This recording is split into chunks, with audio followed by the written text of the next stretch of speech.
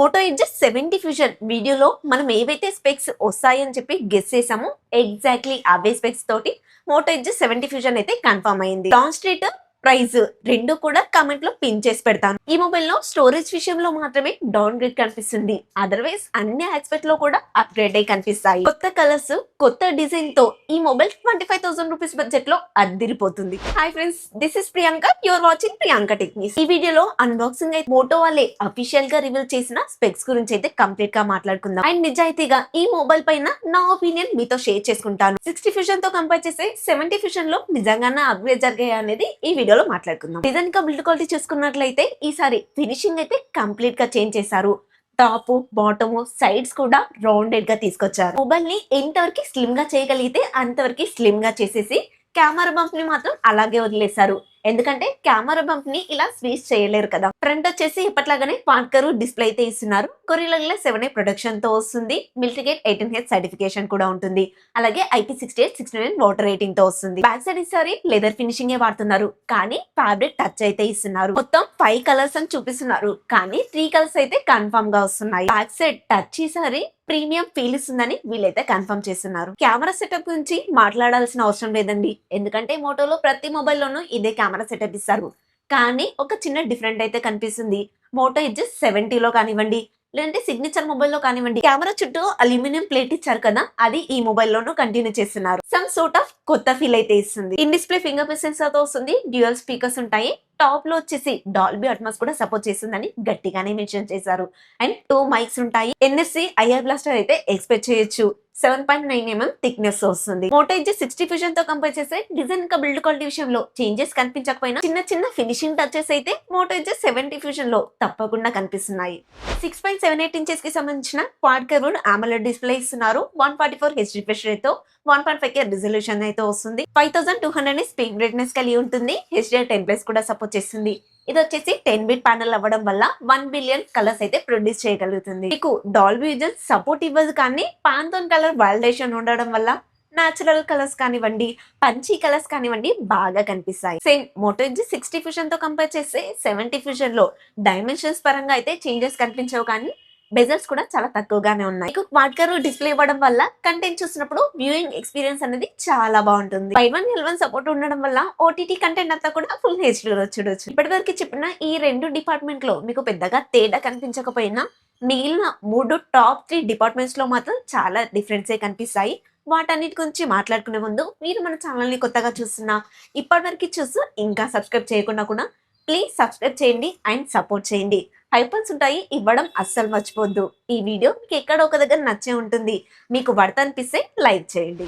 ఈ మొబైల్ కి సంబంధించిన డీటెయిల్స్ అవి చూస్తున్నప్పుడు నాకు ఒక కామెడీ విషయం అయితే కనిపించింది. మోటో మార్కెటింగ్ టీం వాళ్ళైతే ఈ మొబైల్ ప్రాసెసర్ విషయంలో చాలా కన్ఫ్యూజన్ లో ఉన్నారు. ఈ మొబైల్ లో ఉన్న ప్రాసెసర్ ఏంటి అని చూపించే పోస్టర్ లో స్నాప్డ్రాగన్ 7S Gen 4 ప్రాసెసర్ కనిపిస్తుంది. అదే పక్కనున్న డిస్క్రిప్షన్ లో చూసుకున్నట్లయితే స్నాప్డ్రాగన్ 7S Gen 3 అని చెప్పి ప్రాసెసర్ ని తప్పుగా మెన్షన్ చేశారు. ఎందుకంటే లాస్ట్ టైం వీడియోలోనే మీకు చెప్పాను, ఈ మొబైల్లో గీక్బేస్ కోర్ ని చూసి ఖచ్చితంగా స్నాప్డ్రాగన్ 7S Gen 4 ప్రాసెసరే వాడతారు అని. ప్రాసెసర్ కి సంబంధించిన పోస్టర్ లో కూడా అదే కన్ఫర్మ్ అవుతుంది.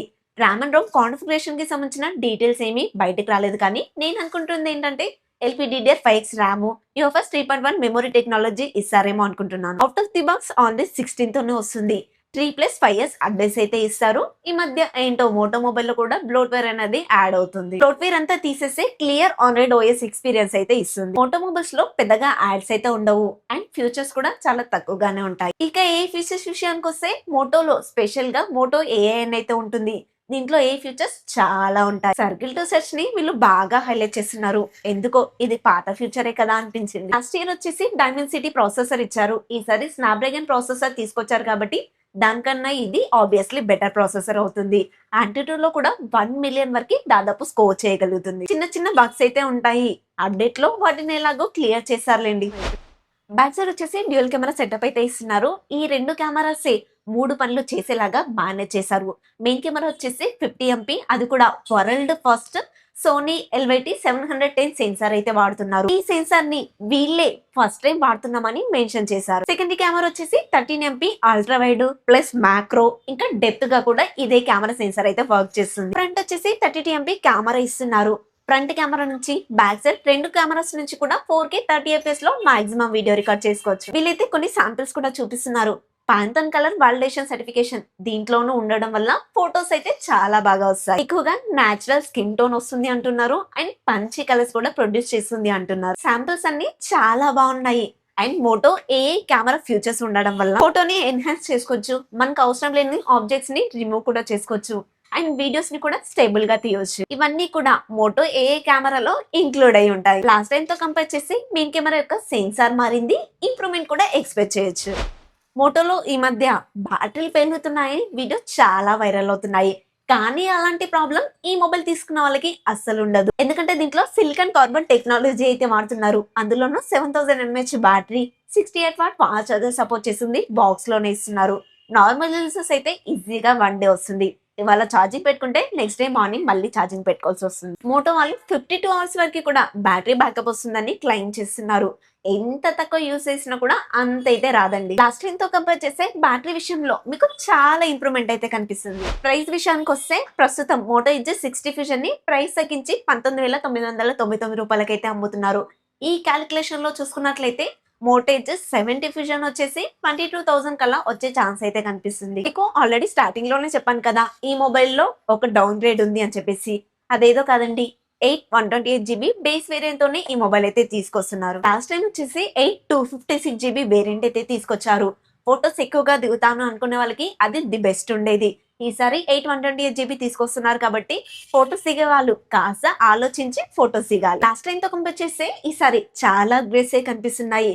25,000 రూపీస్ బడ్జెట్ లో ఇదొక మంచి ఆప్షన్ కూడా అవుతుంది. ఇతర బ్రాండ్స్ అన్ని కూడా చెత్త స్పెక్స్ ఇచ్చి ఓవర్ ప్రైస్ పెట్టేస్తున్నాయి. రీజన్ వచ్చేసి ర్యామ్ అండ్ రోమ్ ప్రైసెస్ పెరగడం అని. కానీ మోటో వాళ్ళు మాత్రం 25,000 రూపీస్ బడ్జెట్ లోనే ఇలాంటి మంచి స్పెక్స్ తో మొబైల్ తీసుకొస్తే ఖచ్చితంగా కాంపిటేటర్ గా నిలబడుతుంది. ఈ మొబైల్ కి సంబంధించిన స్పెక్స్ మీకు ఎలా అనిపించాయి? మీ ఎక్స్పెక్టేషన్స్ కి ఇవి రీచ్ అయ్యాయా? అలాగే ఈ మధ్య మోటో మొబైల్స్ అన్ని కూడా పేలుతున్నాయి అంటున్నారు కదా, దానిపైన మీ ఒపీనియన్ ని కమెంట్ లో చెప్పండి. ఇది వాళ్ళకి మన వీడియో ఫ్రెండ్స్. ఈ వీడియో అయితే మీకు నచ్చిందని అనుకుంటున్నాను. నచ్చితే తెలుసు కదా, లైక్ చేయండి. కొత్త వాళ్ళు మన ఛానల్లోకి వస్తే కనుక సబ్స్క్రైబ్ చేసుకోండి. హై పాయింట్స్ ఉంటాయి, ఇవ్వడం అస్సలు మర్చిపోద్దు. నెక్స్ట్ ఇంకొక కొత్త ఇన్ఫర్మేటివ్ వీడియోతో మీ ముందుకు వస్తాను. Until then bye by.